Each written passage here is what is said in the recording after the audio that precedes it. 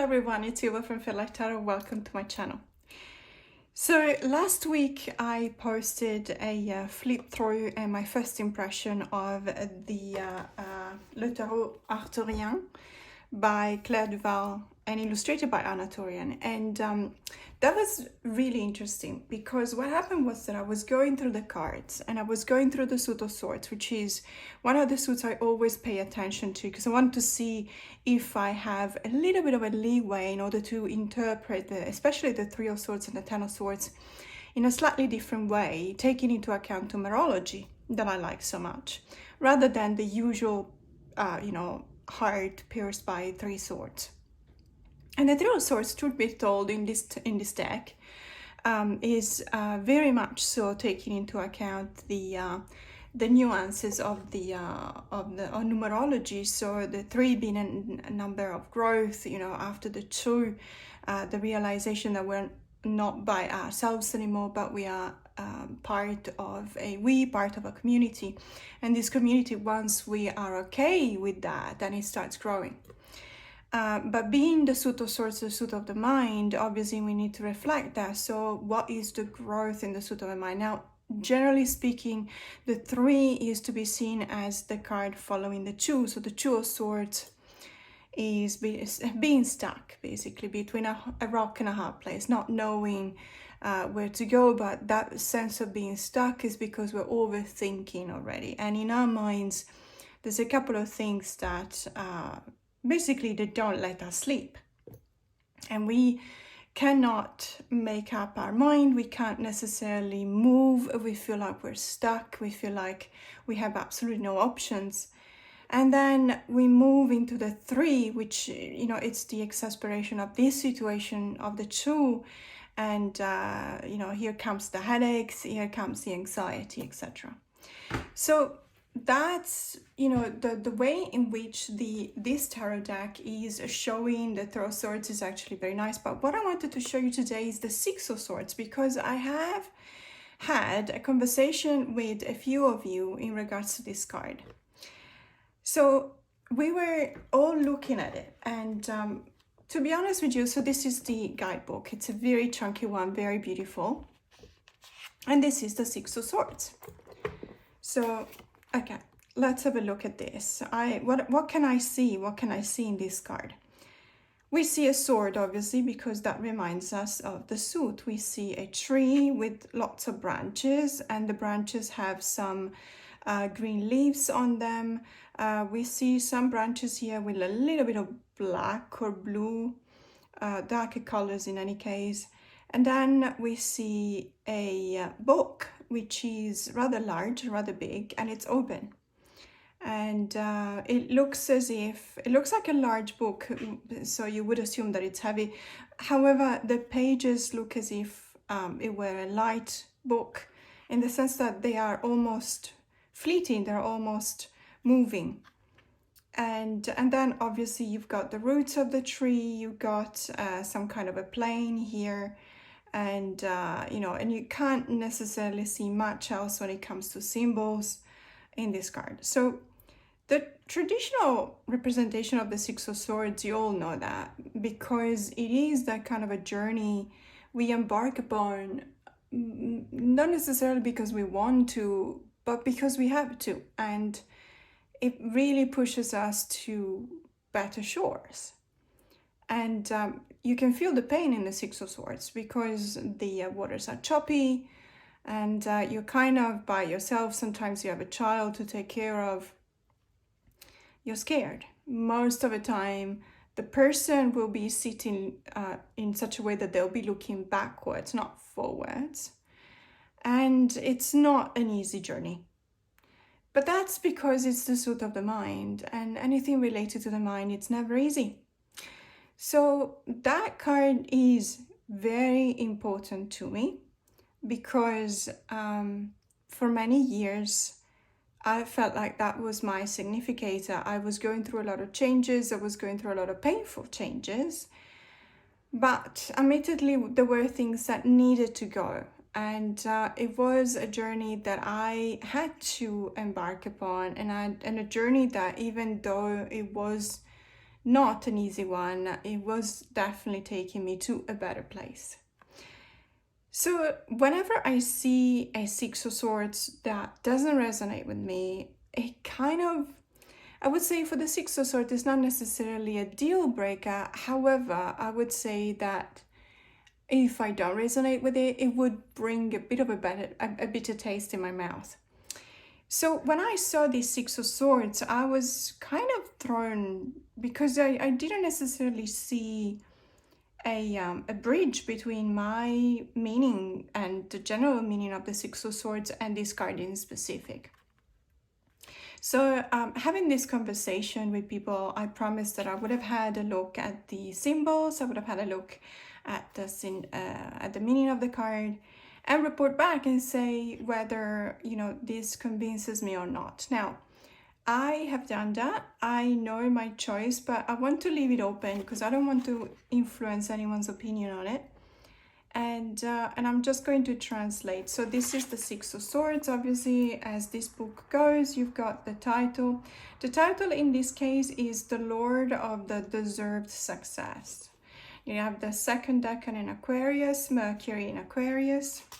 And then we go to the symbols. Now, what I'm going to do, I don't want to break the spine of the guidebook. Generally speaking, I try never to break the spine of a guidebook. It makes me flinch when I see people doing that. I know that this is my deck, this is my guidebook. I can open it as much as I want, but it just makes me very uncomfortable. So I hope that it's not too difficult to read it. However, it is in French. I will have to translate it anyway if you don't speak French. So we've got here, well, we've got the symbol. So we've got a book that signifies the search for knowledge and truth, communication, and the internal journey. Then we got the tree with growth and beauty. And then we have the color green with renovation and changing or change. Now, when it comes to, and that's basically what we've seen, right? I mean, there's also the sword here, but the sword is merely to indicate that it does belong to the suit of sword. When it comes to the meaning, the book says, the Arthurian legend inspired a number of poets during all the centuries and nowadays still inspire them to in such a way that many magnificent texts have seen the light of day. These writings not only transport the spirit and the enchantment, but also bring in the possibility to reflect and to unveil the deep nature of human beings. In the Thoth, this card has the title Science, and that's the inspiration of the researcher. It's the card that that allows men to understand their own environment, to create, to invent and create the future that they have imagined. Thanks to the romances, or let's say books and poetry, the essence of the Six of Swords is also manifested. This is the journey you embarked upon. It's an interior one, and the success is the one that actually unveils the mysteries of the being. The Six of Swords invites you to concentrate yourself on your own problematic and to take your own time in order to arrive at a merely reflected conclusion. It's also inviting you to curiosity and to the opening of the mind, of the spirit, which will allow you to grow. This card announces also a trip or a journey or a phase of transition favorable to your personal growth. It is a good card. It's a positive card, and if you need to transmit some ideas or opinions, you will find a way to do that with talent. if the card is in a negative position, this transition is illusory or difficult. And it's recommending to treat the problems before you change the course. So then it talks about, you know, the upright, and these are keywords. So reflection, capacity of analyzing science, poetry, beauty, personal self-esteem, movement, phase of transition, journey, divine guidance and communication. And when it's upside down, reversed, it's going through some difficult moment. It's the illusion of change. It's false hopes, delays, and the necessity of turning the page. Then it's got some journaling prompts. What type of poetry do I like? What does it bring to me?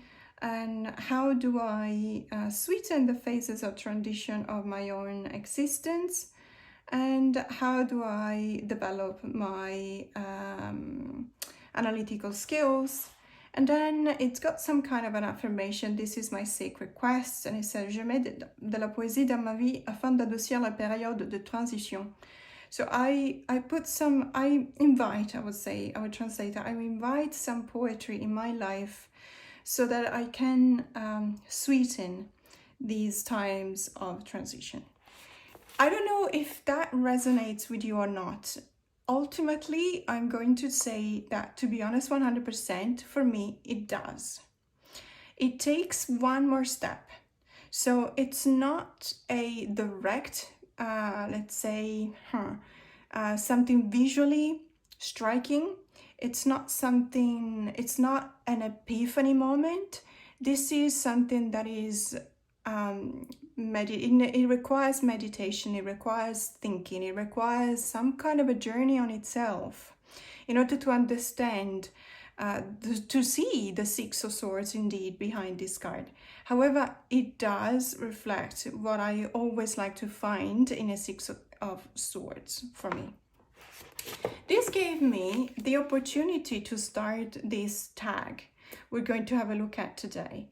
And I want to call it that one card that either makes it or breaks it. And I'm referring back to, you know, when you think about a tarot deck and you want to buy it, you want to buy it, you look at it, you look at several things, the price, the cardstock, the guidebook, the availability, you know, maybe the authors, maybe the publisher, all sorts of things. But then you can do tons of research, and you also look at flip throughs on YouTube perhaps, or you look at tags on Instagram, or you ask, you know, people who, you know, they got it to send you photos.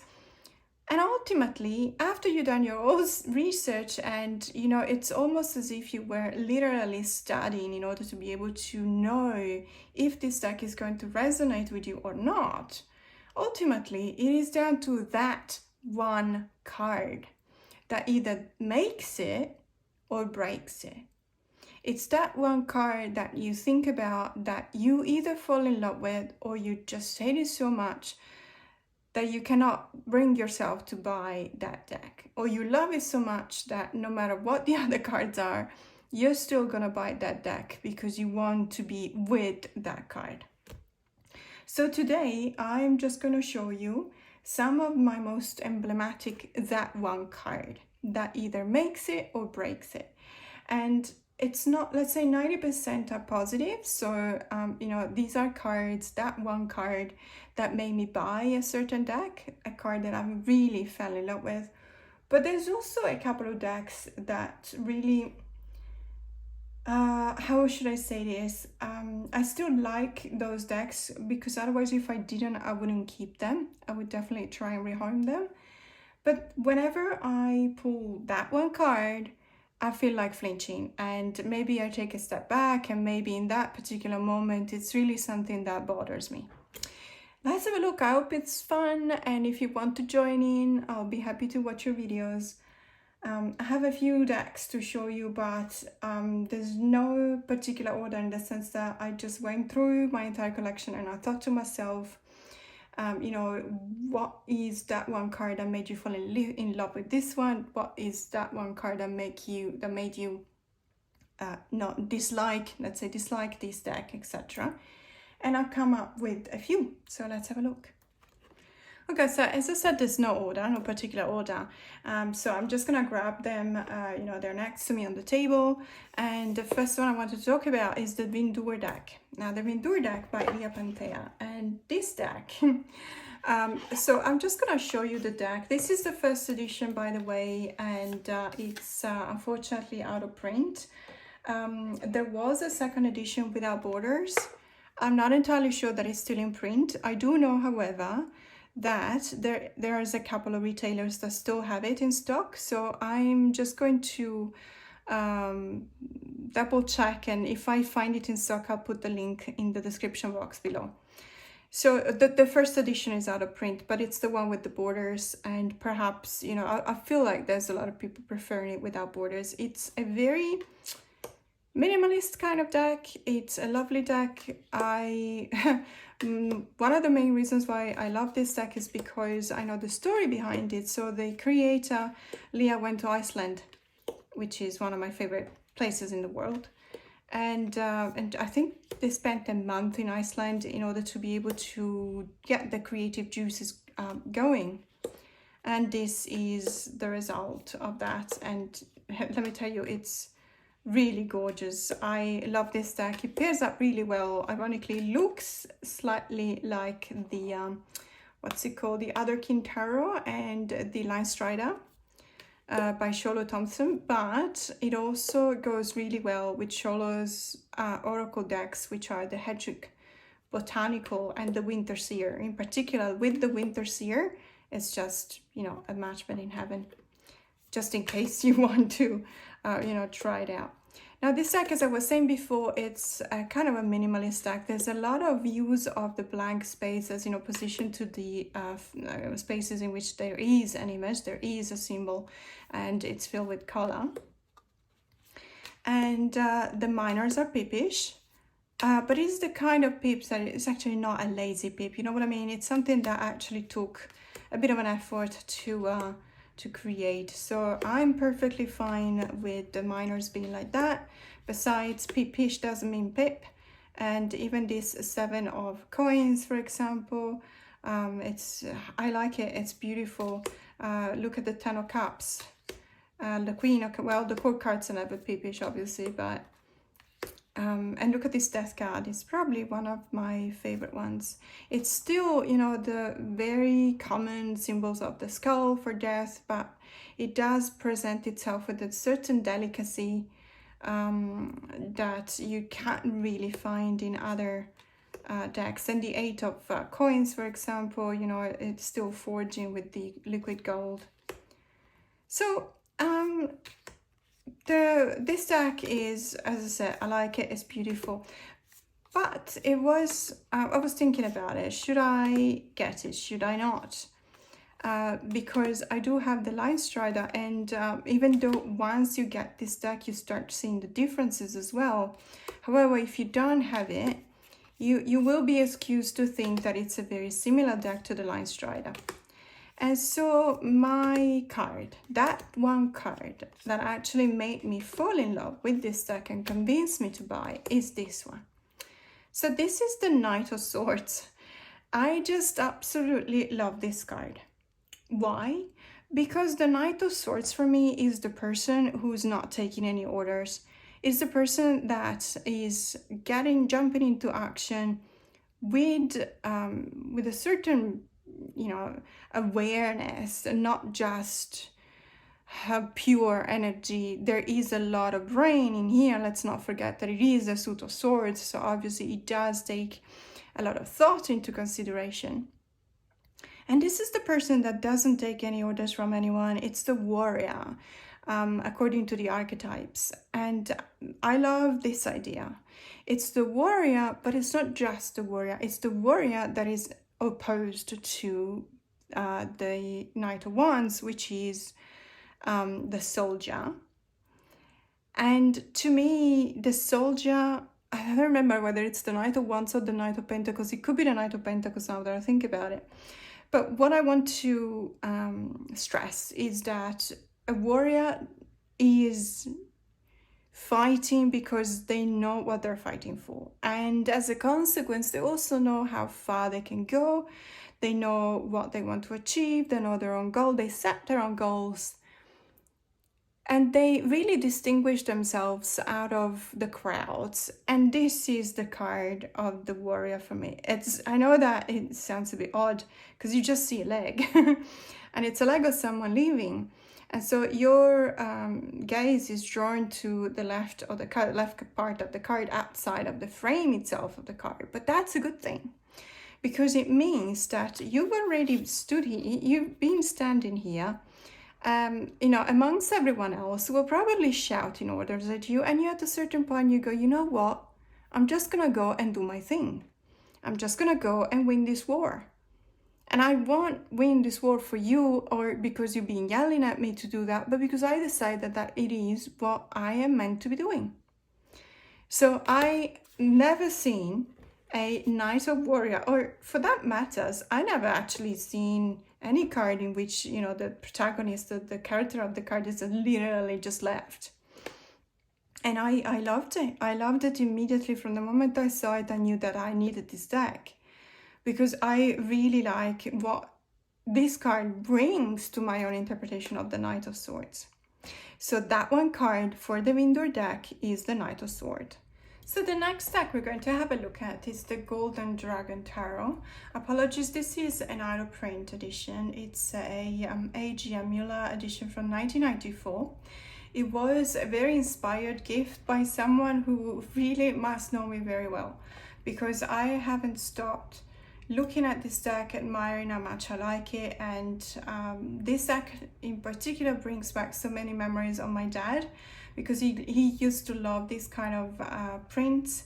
And when I went to China several times, I bought a few for him, and then, you know, I gave them to him. And when he passed away, it was during COVID, so I couldn't be there, unfortunately.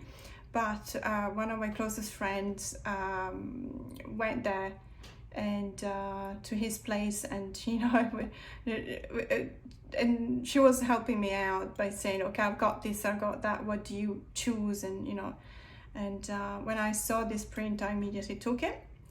I told her to take it. And so it was lucky enough that that print that I had bought for him, that he loved so much, you know, finally, and at the end it made its way back to me, and it's hanging in one of my walls. So the Golden Dragon Tarot is a very beautiful tarot deck. I believe that it's actually quite sought after, because the images are just so beautiful. They're evocative. There is so much longing in these figures. It is a very different, very peculiar take on the RWS. So as a matter of fact, the person that gifted this deck to me also sent me the specific guidebook, because otherwise, to be honest with you 100%, you will see that not all of the stories and the symbols reflect the meaning of the RWS in this deck. Some of them do, of course, but many of them don't. It is a fantastic deck. It's got so many stories. What I really like is that, for example, in the Suit of Wands, you literally have this story that is explained and goes through as if it were a journey from the Ace up to the Court cards. And it's a joyous story to read. It's really beautiful. And the same goes for other cards and the other suits as well. So if you have it, I know it's very difficult to find, but if you have it, you know, I highly recommend reading the stories behind the cards, because it is very informative. As I said, the Suit of Wands is so beautiful, because there is this group that is, this is a very hard journey for them, and they go through everything in this throughout all the minors of the suit of wands, and they're constantly attacked you know, by the power of the storm with the lightnings, etc. And it's just it reads almost like a novel. It's that beautiful. So this deck, and as I said before, there's so many of these images that are quite common to the prints that you find, the scroll prints. So it literally comes as a scroll, and in China they sell them everywhere. I do recommend, if you like this kind of art, to make sure that it's an original one, because there's a lot of replicas, there's a lot of counterfeit stuff. It's kind of like the kiyo-e, so it's the woodblock printing done in Japan. There's a lot of fake ones, so it's, you know, it's you don't want to, I mean, obviously it depends if you like it or not, but buying a fake, to me, not just fake decks, but it's got a lot of negative energy, so why would you want to go through that? Now, this deck has one card that to me is that one card, and it's this one.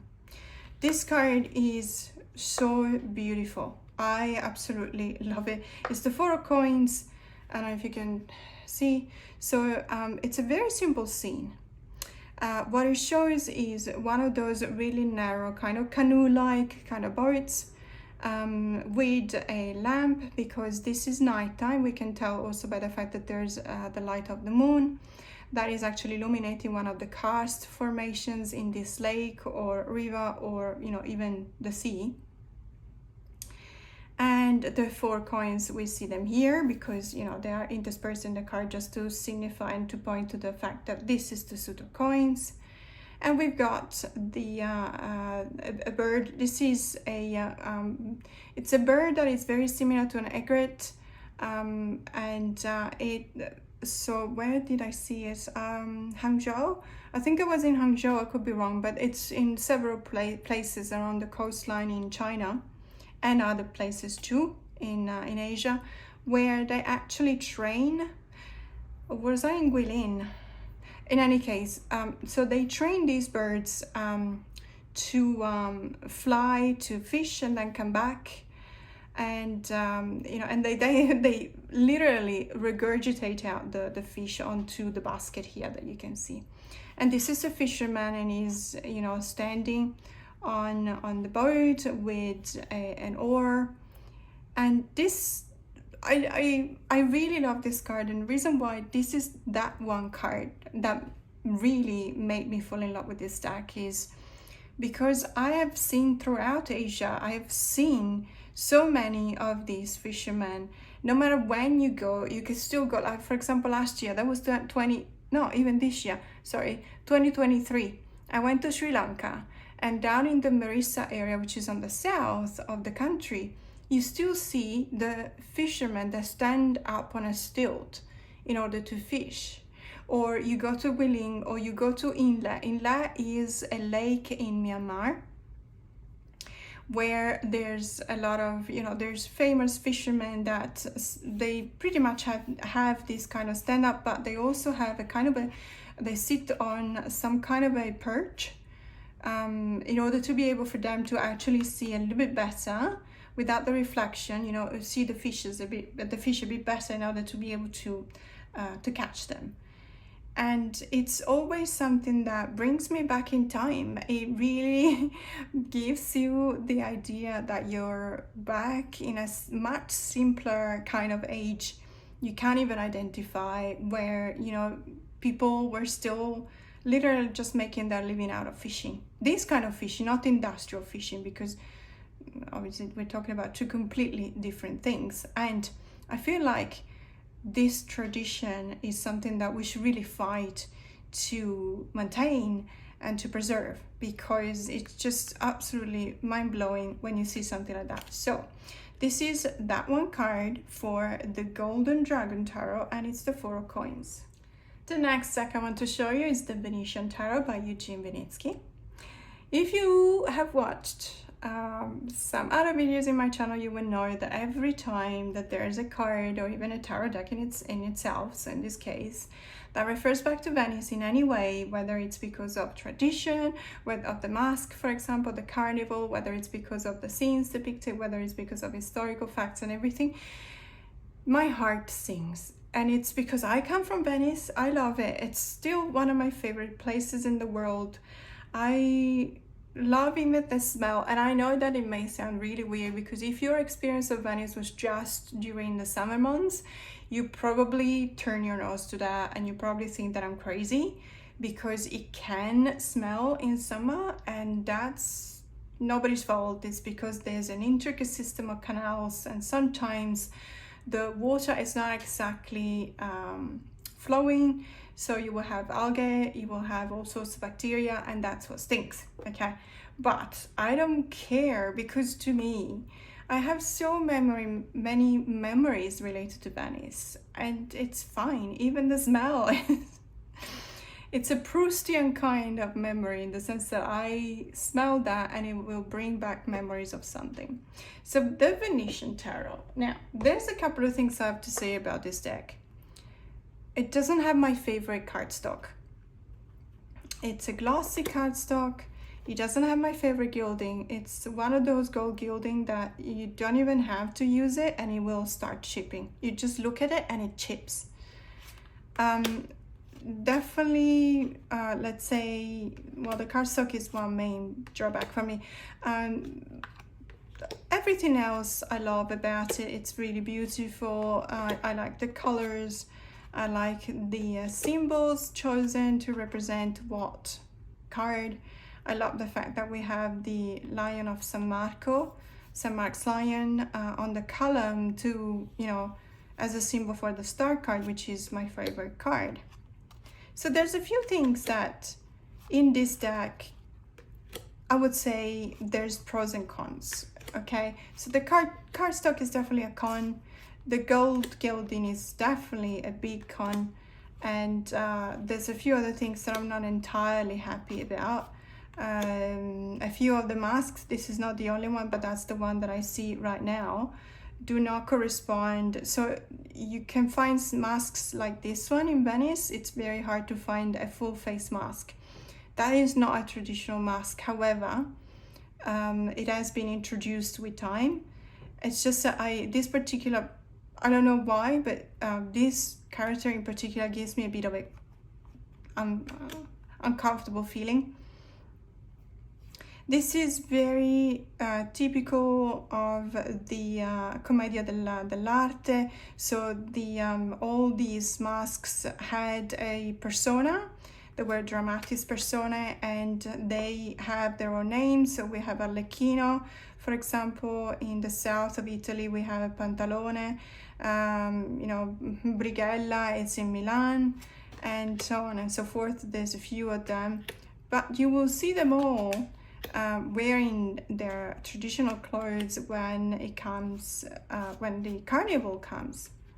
Carnival in Venice is an experience, and I'm so very happy that I will take my husband in Venice next year in order to, during Mardi Gras, on Mardi Gras itself. It will be a complete mess, because there will be, I don't know, 3 million people, if not more. As a matter of fact, I need to check whether I need to do some kind of bookings. I don't think so, but they always talk about introducing some kind of restrictions. They wanted to stop the big ships to anchor on, you know, close to Piazza San Marco. They never really done that. Anyway, I'm not gonna say anything, because it's very painful to me to see that the city is being eroded because of tourism. And I get it. I mean, if I was not Italian, if I hadn't been born there, I would definitely want to see it, and I would be seeing it with the eyes of a tourist, but it's still painful. These are some other typical masks, and these hats, for example, that is an excellent reproduction of how the hats really looks like. And I just wanted to show you that these were the most common masks you could find back then. where you do have a full face mask. However, it's got some kind of a beak at the bottom. So this would have been a more traditional one. In any case, and this one, don't worry, it happens all the time. If you're drunk, you can fall into the canal. That actually is very common. I love the clock tower. I climb there every time I can, and the bell tower as well. That gives you the best perspective on the Piazza San Marco. And we're getting to that one card, and if you watch my channel you will know which one it is, and it's the Justice card. Now this card is very, very powerful for me because I recognize the place. You have the traditional symbols of the Justice card, so I'm not going to talk about those ones because we all know what they are. What I will tell you is that this is very famous. It's a bridge, okay? And it takes you from this building, which is now a museum, and it belonged to the Doge. It used to belong to the Doge. It used to be one of the palaces, and it takes you from there to this side, which is actually it used to be a prison. Now, this bridge was called the Bridge of Sighs, and the reason why it was called like that, it was because these two windows are now completely closed off. They were actually open, and prisoners were taken into the prisons by way of crossing this bridge. And they were allowed to stop at one of those windows in order to be able to look outside and see Venice and sigh before not being able to see Venice anymore. So that's why it's called the Bridge of Sighs. And there's a book which is called My Prisons by Silvia Pellico. And he literally describes, this rite of passage. It's almost like it were a Six of Swords in reverse. Because the Six of Swords is supposed to take you to a better place. This was taking you to a worse place. But it's a Justice card, and it makes sense because it's about, taking you to face the consequences of what you've done. Even though there were a lot of dissidents that were incarcerated back in those days and they didn't necessarily do anything wrong. But in any case, they were going to jail. And they had to cross the Bridge of Sighs, and true to the story, everyone would have stopped because what you see out of these windows is magnificent. You see Madonna della Salute, you see the whole, let's say, basically the Adriatic Sea, the part that goes into Venice, and you see all the gondolas, and you see all the people going out and about and, doing their business and being free. And obviously that was the last time that you would see people being free, because once you entered the prisons, everyone else around you, apart from the guards, would have been there because they were not free. So this is the card, that one card that made me fall in love with this deck from the Venetian Tarot. So the next deck I want to talk about is the Somnia Tarot by Nicholas Bruno. This is a photographic deck. It's being into photography myself, I know that this is a fantastic deck. It shows how brave the author, the photographer, was in making certain decisions, especially when it comes to the light, which is the most important thing whenever you have a photo shoot. And it's also very, very brave in the sense that the theme of this deck is about sleep paralysis. Now, let me show you the cards, because this is probably the first example, one of the few, in all of the decks that we're going to have a look at today, in which that one card actually made me almost, I have to say, in this case, almost fall out of love with the deck. Now let's talk about the deck in itself. As you can see, it's all photographic. So obviously there's actors, there's props that have been hired, I'm guessing. There's a lot of preparation that goes around these images. And by the by, the star card in this deck is one of my favorite star cards. Now the star card, as I always say, is my favorite card. It's because I'm an Aquarius. But not just that, it's because it's the card of hope, it's the card of the ancestral support, it's the card of getting better, healing, etc. So I just love I just love it. So talking about the deck in itself, when there's images like that, it's very beautiful, it's very well made. The concepts behind the card, let's say the choice of the symbols, are spot on the meaning of the cards.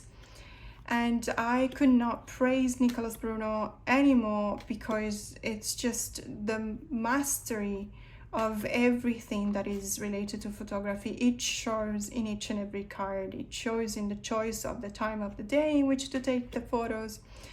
You know, it shows also in the way in which it's been composed in the frame. Also the way in which some photos still have some light showing on the characters, or at least some elements, for example here. It's always a light that comes from out of the frame, which is very admirable, and it also gives you that kind of atmosphere that it's actually quite difficult to achieve in any other way. Although there's a few lamps that help you doing that, but this is actually outdoors, so I'm thinking that's what it came from. So it's a beautiful deck. Again, this is one of my favorite cardstocks, by the way, and it feels, if you don't have this deck, I feel like comparing it to the early 80s US Games cardstock, I wouldn't be wrong. It's a very buttery kind of matte cardstock. I absolutely love it.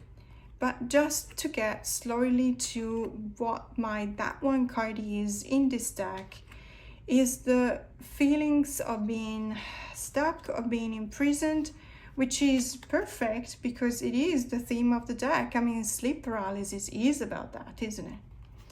However, in my case, because I do suffer from some degree of claustrophobia, having the shroud, having these figures being covered by shrouds, and were it just the shrouds, to be honest with you, wouldn't be that much of a problem. But most of the time, this shroud is actually bound by a rope. I don't know if you can probably tell. So this is a rope, this is a rope, this is a rope, and this one doesn't. That in itself is very trying for me. It makes me very uncomfortable, because if you suffer from claustrophobia, you will know that even being restricted in movement triggers that sense of panic. But that one card is this one. So not only this King of Cups, poor King of Cups, to be honest with you, is done nothing wrong. I mean, it's not a bad card.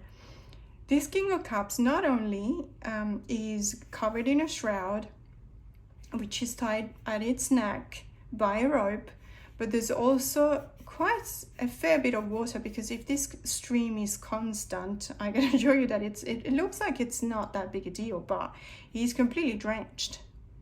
So if you add up the shroud, the rope, and the water, I don't know, every time I pull this card, I need a moment. If I use this deck because my clients ask for it, I use it. It's not a big problem. But I have to say, when this one comes out, I have to say, okay, sorry, because I flinch involuntarily, it's very difficult for me to digest. So this is the first example so far of that one card that kind of breaks it for me. I love the deck and I will never rehome it. I like it, absolutely. And as I said, oh my goodness, the mastery at work by the photographer is just so clear to me. But this one card is that one card that actually makes me very uncomfortable. And it's a kind of a deal breaker for me. So that was the Somnia Tarot. Now, to go back to something positive, let me show you the next deck, and it's the Desert Illuminations Tarot. This is by Lindsay D. Williams. This is the first edition. It's out of print, and also the second edition, I think it's out of print. However, I did hear that it's going to go mass market. I think it's being picked up by US Games. I'm not entirely sure that it's US Games, but I am pretty sure that it's going to go mass market. I don't, however, know whether it's going to be the first edition with the borders, or the second edition without borders and with a couple of characters have changed as well. That is gonna be the one picked up to be my swag kit. This deck is a joy to look at. It's a joy to use, to read with, to meditate with. It's difficult to meditate when you're laughing or you're giggling, but you get me. It's so much fun. I really love it. I love the colors. It's the kind of orange that I really like, together with the purples that I really like, with the teal that I really like. I love the characters. I love the proportions as well. I love the themes. I love the renaming of the minors. I love the fact that there's let's say there's character references to either existing people or famous, let's say, people coming from local legends, like Taro, for example. And there's aliens. There's aliens in it. So, of course, I love it. And, you know, aliens portrayed in some kind of a very human kind of activity, which makes them look even more whimsical. And I just really, really love this deck. It's one of the decks that always, I would say, never fails to bring a smile in my face. And this is the Virgen de Guadalupe, for example. So I was talking about the references. This is Taro. It's the Masked Avenger, I think he's also called. George O'Keeffe. I absolutely love this deck. Look at this card. It's the Five of Pentacles. And I know that, you know, it points out to the loss, to being segregated, to being exiled, to be left out, basically. Not in the cold, in this case, in the heat. But it's still that kind of feelings. And still, I giggle when I see it. Maybe the only card I don't giggle when I see it is the Tower, because it's quite traditional depiction of a tower. But everything else, I mean, even the smile of these two, it is. And look at this card, the Judgment card with the cow being abducted. I mean, seriously, I love that we live in a world where this deck is being produced, because honestly, we will miss it. We will miss it if the author hadn't gone ahead and listened to their own intuition and produced this deck. We would be in a very much poorer world. And this is that one card that made me fall in love with the deck I was already flirting quite heavily with. This is the Ten of Pentacles. I love it because it's got everything so cozy and chilled. You see the two aliens driving a car. How do you call that without a roof? Not a hatchback, I don't remember. In any case, so they're driving with you know, the wind against their face. They're just so relaxed, both of them. So the one that is driving has got its elbow out on the window, let's say, on the car door. The other one is also kind of relaxed. And you've got in the background, you got the beautiful mountains of the beautiful red rock that you can find, for example, in Utah, Arizona, New Mexico.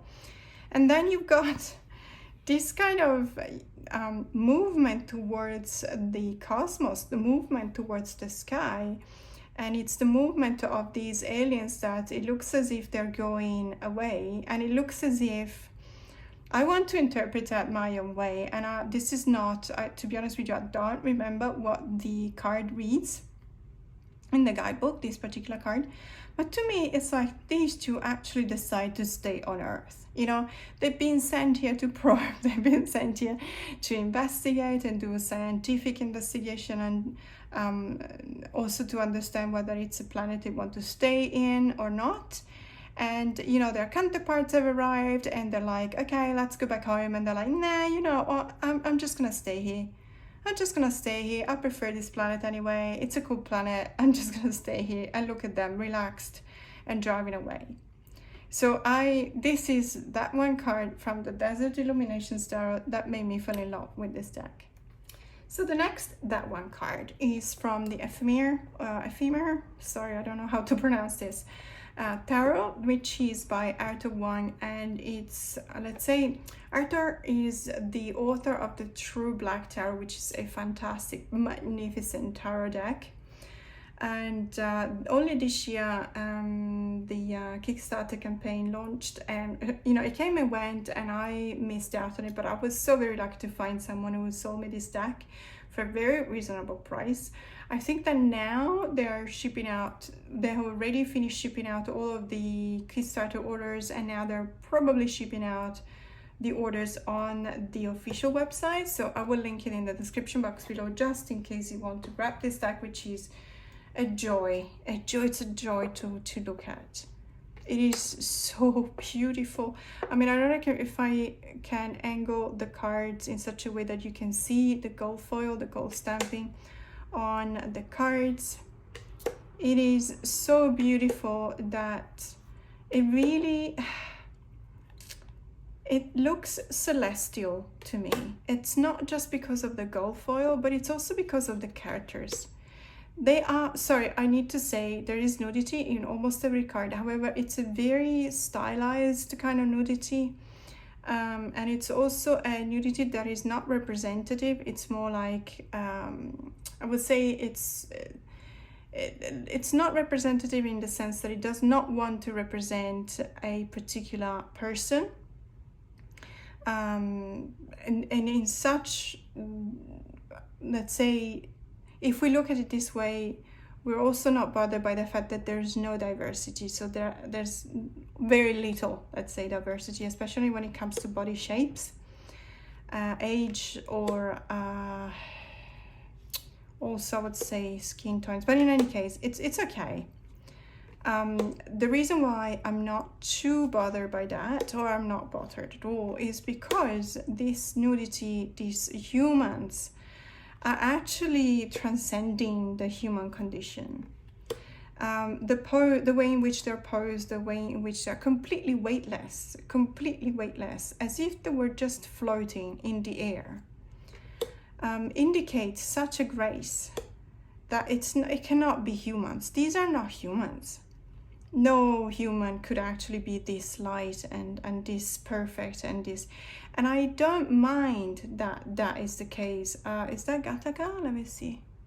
No, sorry, I thought it was the DNA sequences, but it's not. I just love every single one of these cards. They're so beautiful. The minors don't have a lot of gold foiling, just at the bottom, as you can see, but the drawings are really beautiful. They're very symbolic, very striking. I would say striking. That's the word that comes to mind. And I just love the fact that even the majors, for example, have been renamed, but not so. Okay, you will see the usual renaming sometimes on the majors. That doesn't really step away that much from the original names. And that's fine, that's absolutely fine. But so these are cards that the meaning of which, or I'd rather say the traditional title of the card, if it's a major, don't necessarily jump at you. It's not something that you will go, oh, of course it's that. So this is called the Legacy card, and this is the World card, if you refer back to the traditional title of the Major Arcana. It's the Legacy because it makes sense. It's the legacy. It's something that in itself has got the meaning of that completion of the cycle. So the Fool has been through their own journey. You know, they had wins and losses. They had to start again a couple of times. They lost their way a couple of times. They were lucky, they were unlucky. They understood, they grew, etc.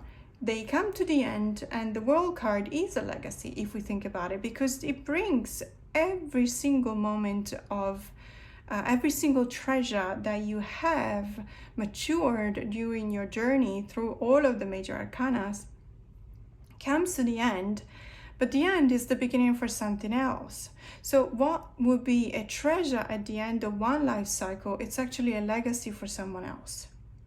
So I really love the fact that we are invited to look at the World card as if it were a bridge between two cycles. with the word legacy. I love that we can do this with these cards. I love the fact that, being so much into languages, for example, I love the fact that we have different writing systems. This one is the Mayan, and you can see it in the archaeological sites in Copan in Honduras. I've been there, that's why I know, otherwise I wouldn't. And so these are so beautiful. I really appreciate. I also appreciate how much you can actually learn, how much you can grow by studying this deck. It's not just beautiful, let's be honest. Yes, it's gorgeous, it's celestial, as I was saying before. It really feels like it's not of this world. It's otherworldly. It's mind-numbingly beautiful. I don't know how else to express the concept. However, it also is one of those decks that ultimately makes you a better reader. Thanks to this, thanks to the fact that you've got that keyword, and also the admittedly, the keywords reflect a lot more the images on the card than the traditional card would. So in this case, Dulces is the sweetness of the temptation in the Devil card.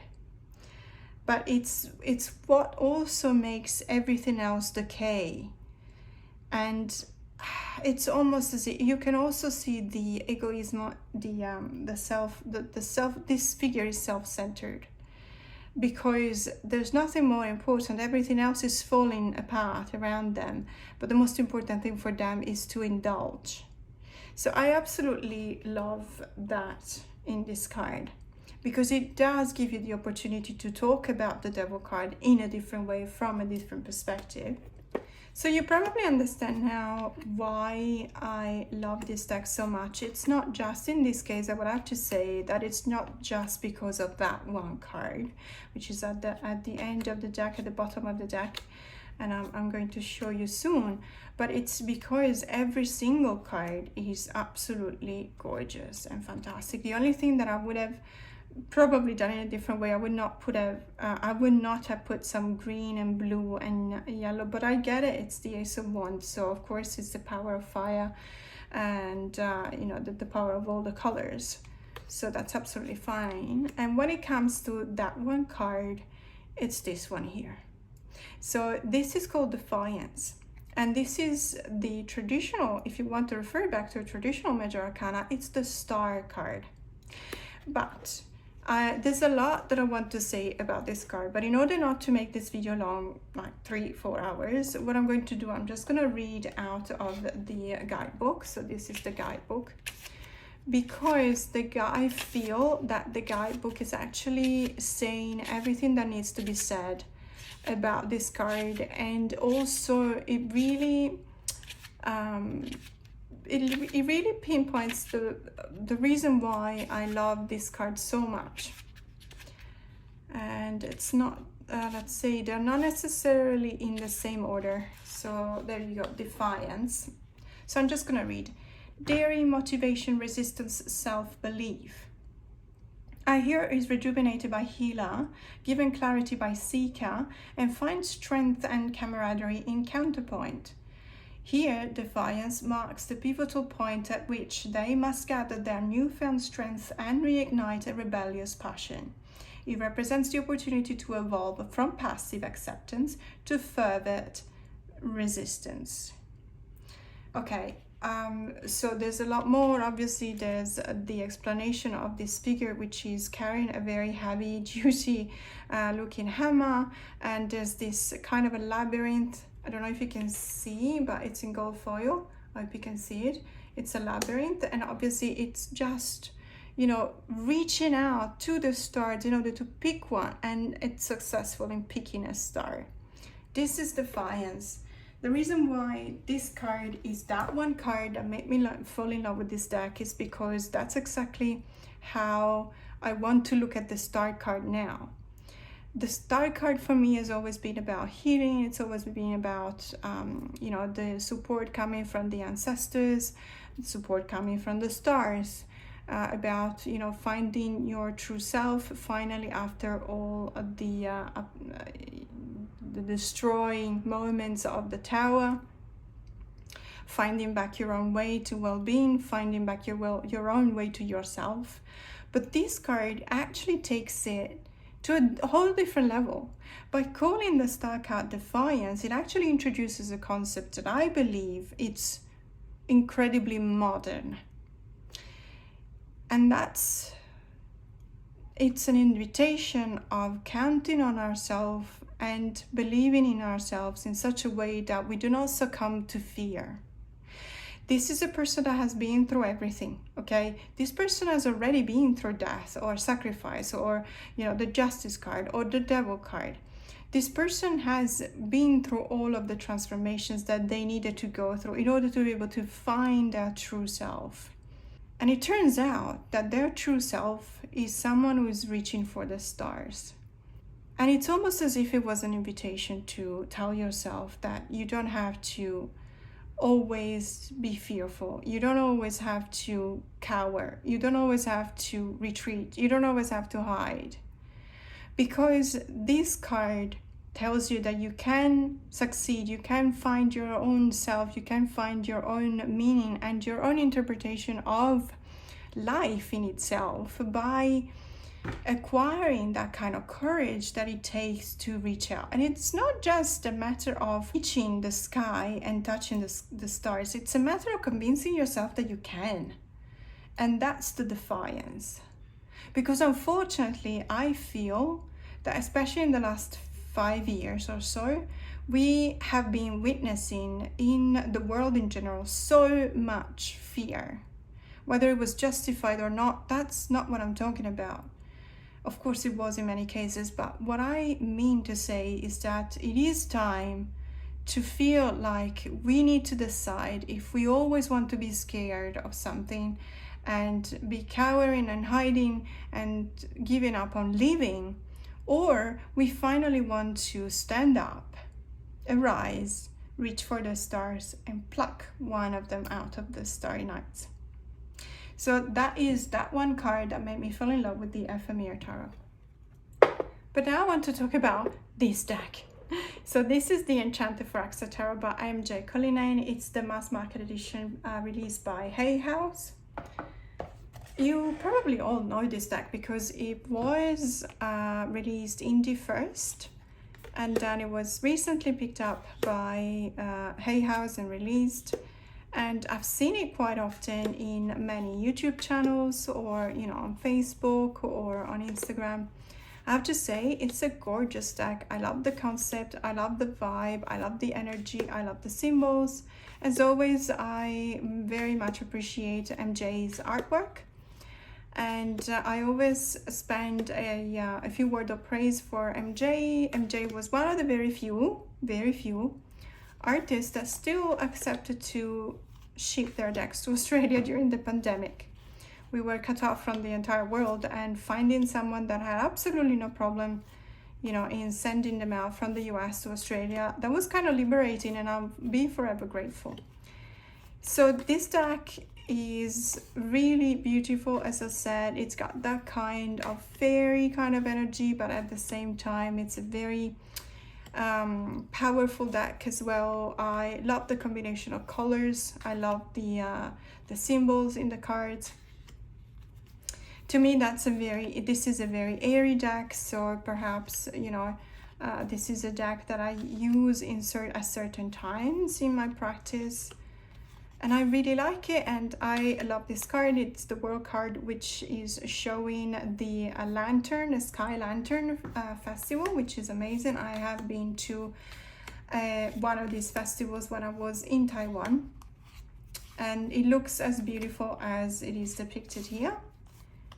But I have to say, there is a but. So, and you know, it's painful to say this, there is that one card in this deck that really puts me off. And I think that if you, it's at the bottom as always, and you probably know which card it is by now. So I'm just gonna show you, and it's this card. So this is the 8 of air. It's the 8 of the suit of air. So normally we will identify that with the 8 of swords, and it's the kind of card that symbolizes the fact that we are stuck, for sure. We're stuck in a cage, for sure, but it's a cage of our own making.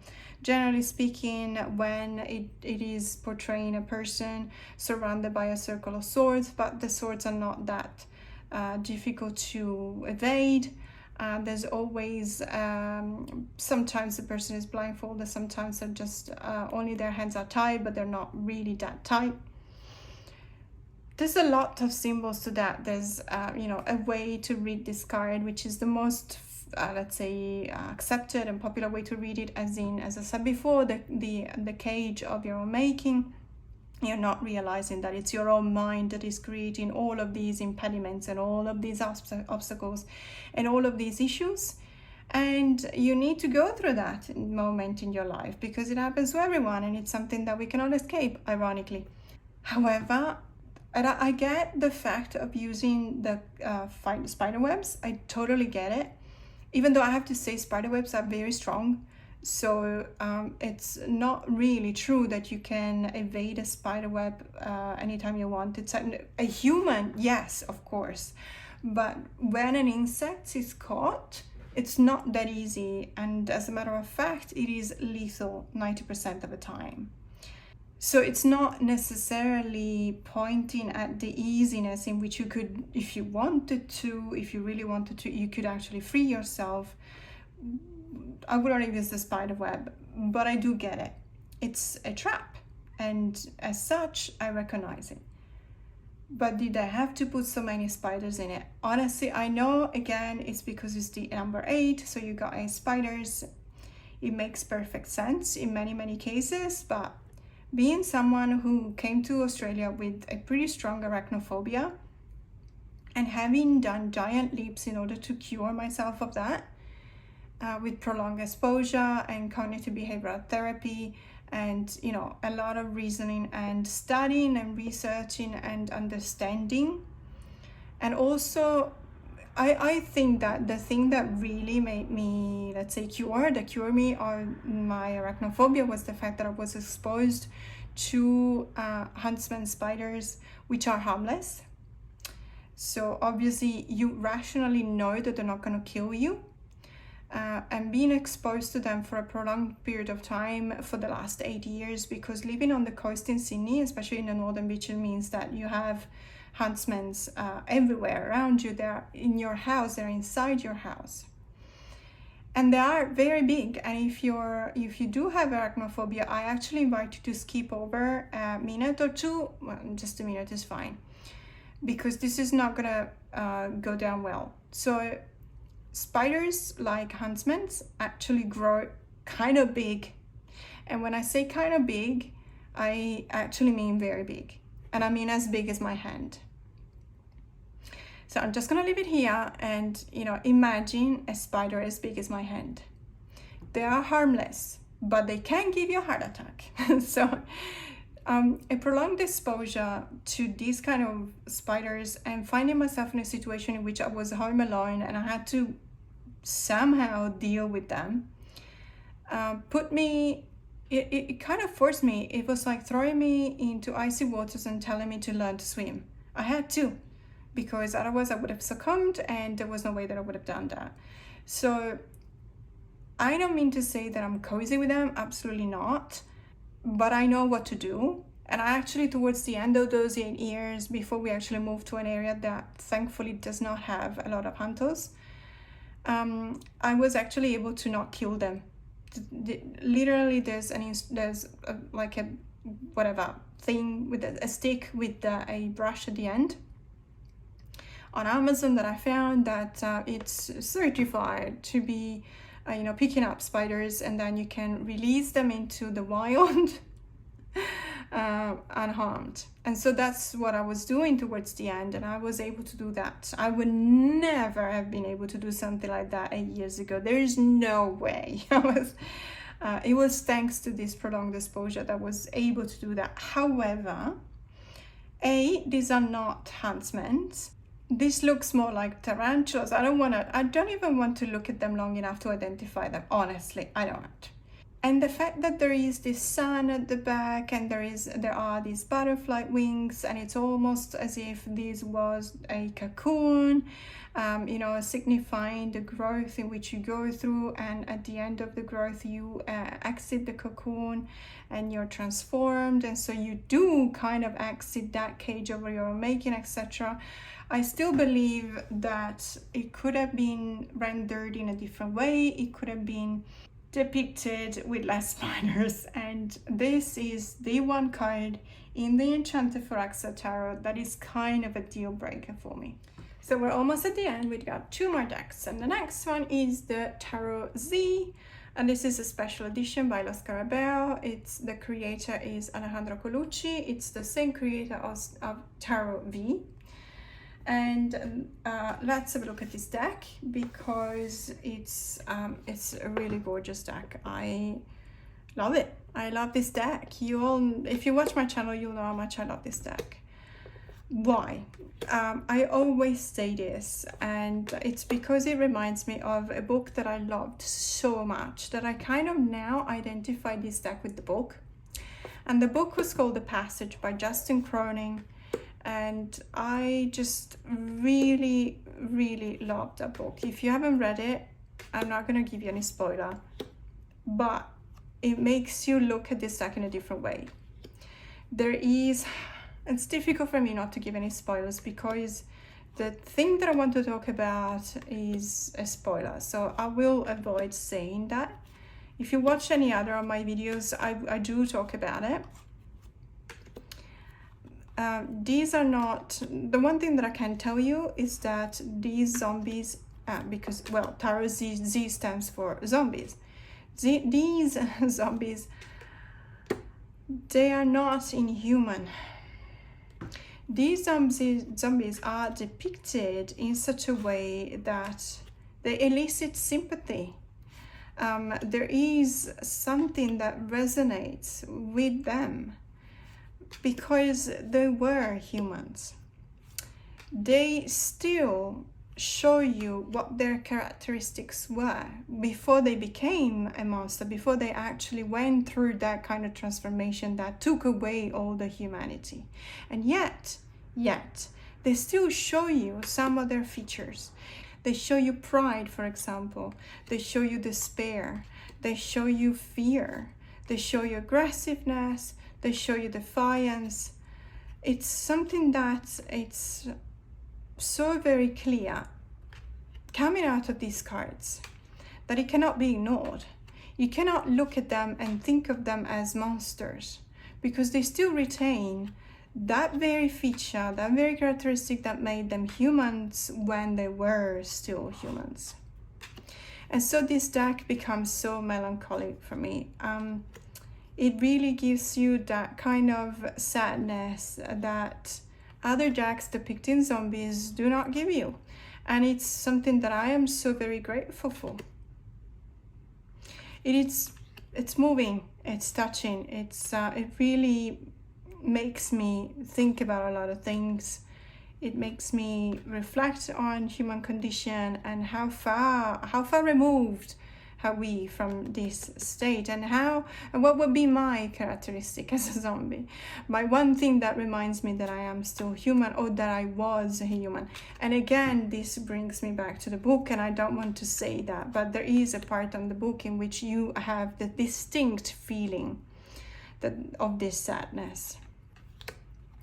Now, there is that one card, and that one card for me in this deck is the Death card. This Death card is majestic to me. The reason is behind the fact that this character, so the character is Death, obviously is the Grim Reaper, is taking away a person that has died. There is so much that goes on in this card, even though at first impression it probably is very straightforward. Yeah, Death card, Grim Reaper, taken alive, bye-bye. No. First of all, I invite you to look at the directionality. I invite you to look at the fact that because this deck is borderless, we actually look at what's beyond the border. There's nothing that constrains this deck. There is no frame. And so the figure in the card, death in this case, is actually moving. There is a movement. It is depicted leaning towards the left. If you were just standing this way, you will tip over. So obviously, because of physics, so obviously this character, the Grim Reaper, is moving. We can imagine the legs being stretched. What I love on top of everything is that there is this sense of not caring. That's just his job. That's just what he's meant to do. It's taking away a life because that was this person's moment to go. And so it does not stop. The Grim Reaper does not stop. Now, there's not, if you think about it, there's not that many cards that depict the Grim Reaper moving. He's perched on a horse, but he's looking down, and you can tell by the fact that there's people around the horse, that horse cannot necessarily move. In many cases, it's hovering, or sometimes it's touching with a finger sometimes. I just think that the way in which it is portrayed in this deck brings us back to the human condition just as much as all the other cards did. Because it's the moment in which a zombie actually finds peace. So the undead finally find peace when they are dead, when they do die, when they do meet the Grim Reaper.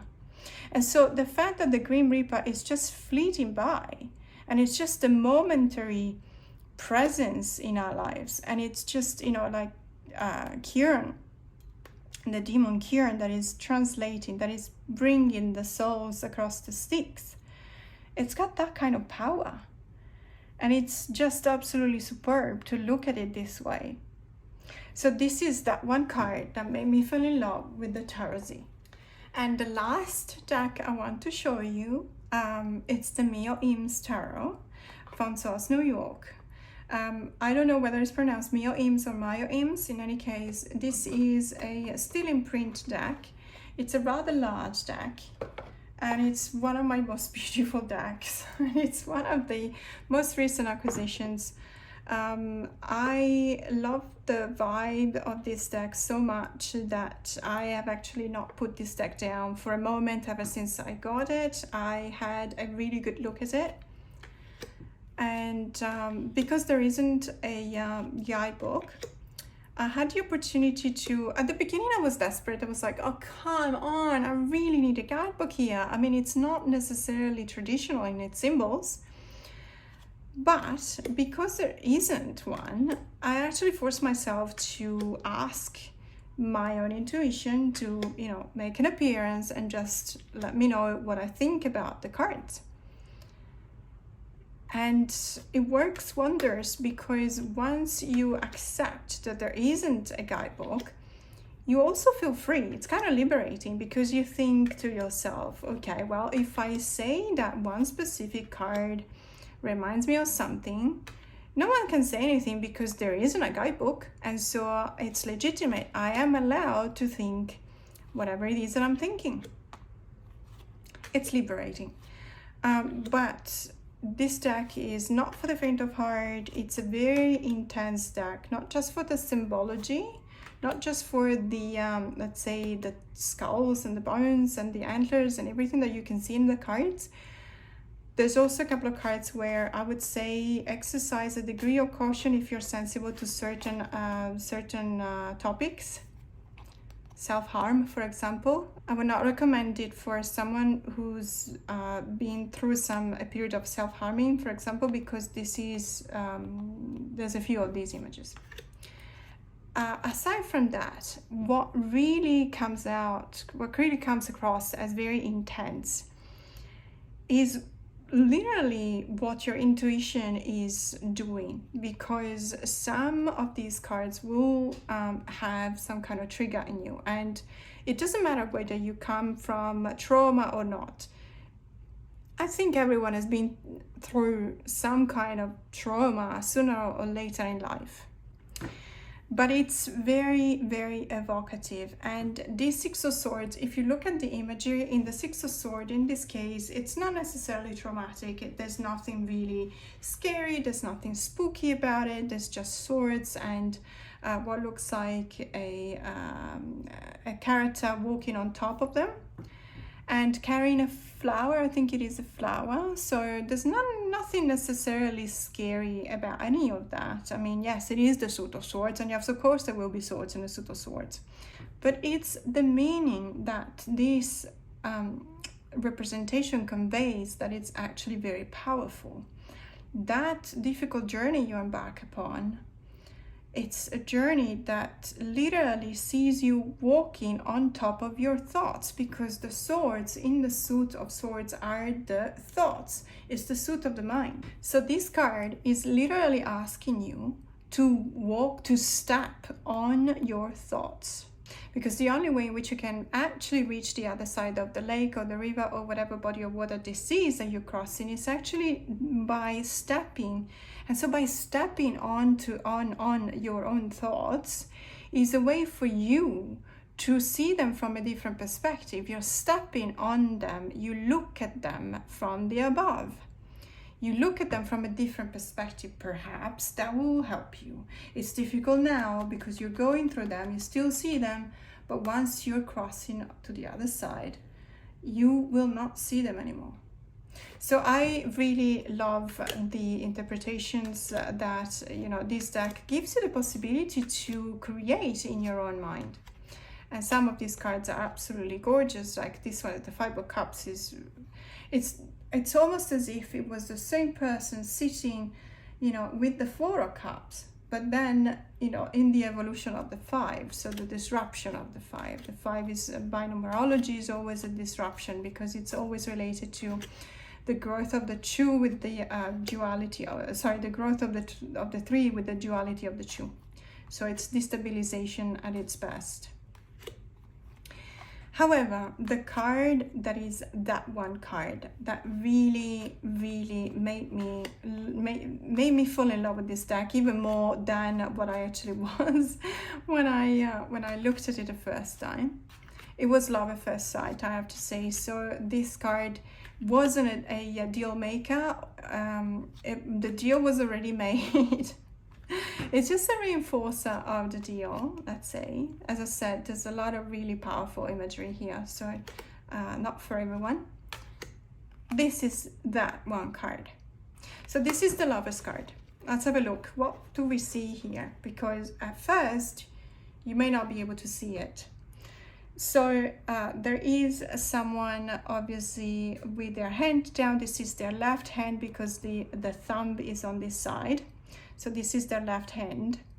And what they have is a string, and this string is attached from their last finger, the little finger, to the little finger of the other person.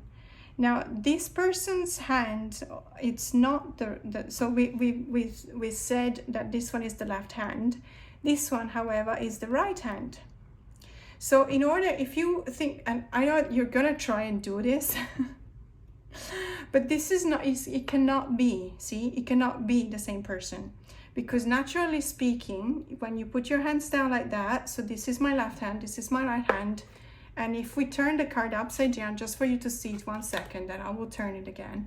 It cannot be the same person. Well, it could if you do like that, okay? But it doesn't look like you're crossing your arms in this case. So this is my left hand, and then it's someone else's right hand. So this is already something that is very symbolical. But the thing that really jumps to my attention is the fact that this hand is covered in flesh and blood, obviously, and this one isn't, because this is a skeleton hand. And that's where I really fell in love with this card, because it's almost as if it was a representation of that until death do us part, and it's actually a negation of that. It's actually saying no, because not even in death will we be apart. Even in death, because I assume that this person is no longer living, even in death, I am bound to you. I have this string that goes from my still alive finger to your already dead finger. And that is something that is extremely profound, and it's extremely intense and powerful, and it may not be everyone's cup of tea. And I say that with an open mind, in the sense that of course you may be kind of not liking, you may not like this card, you may not be comfortable with the concept expressed by this card. And I mean, not even religion is assuming that we stay bound to the other person even after the other person passes away. But there is something that says that love, or rather this kind of love, actually goes beyond that. It goes beyond death. Now, generally speaking, I wouldn't like a lover's card that is only reflecting the concept of love. But to me, this is a choice. It's the extreme choice.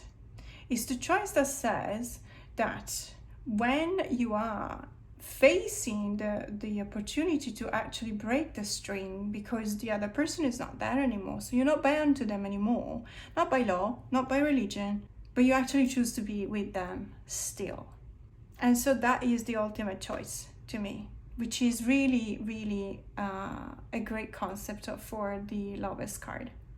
So that is that one card that made me fall in love with the Illuminations Tarot. And that was the last one that I wanted to show you today. So I hope you enjoyed this video. If you did, please like and subscribe. I love it when I can talk to the community. When I see your comments, I always answer as best as I can and as fast as I can. And it is the meaning of being in this channel for me, to being in touch with the community. So thank you so much for staying with me till the end of this video.